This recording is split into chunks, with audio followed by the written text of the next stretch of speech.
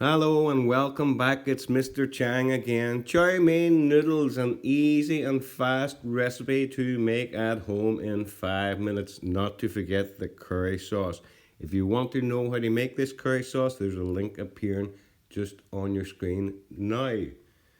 So, why do your noodles stick together and clump together and they're not elasticated like they are in the Chinese takeaway? There are two reasons why your noodles are sticking together and mushing up. The first reason is you're using the wrong noodles. These are Lucky Boat #1, very much industry standard in all Chinese restaurants. The other reason why your noodles are sticking together and clumping together is because you're not rinsing them in cold water after you cook them.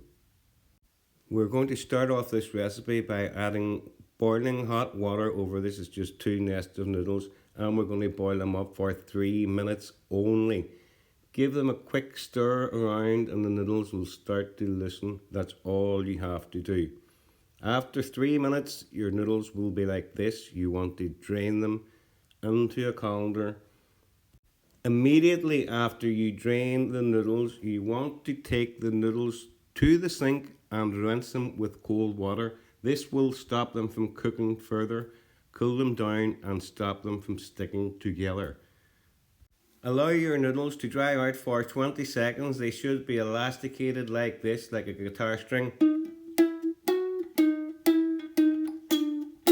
Something like that. Make a hole in the middle of the noodles. This will help them dry out even faster. Now you definitely want to leave these for 20 minutes. You don't want to put them into the wok soggy or they'll all stick together like a bit of mush. Add some oil to your wok. We need a good lot of oil here and we need it really hot because we don't want the noodles sticking to the bottom of the wok.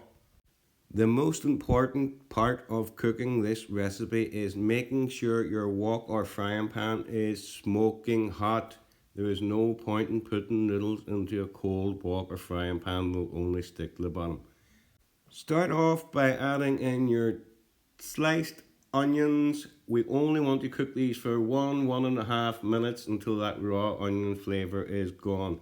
Then we're going to add in some bean sprouts. Here we have a handful of bean sprouts. Chuck them in along with the onions and give both of them a good stir, the onions and the bean sprouts, that is.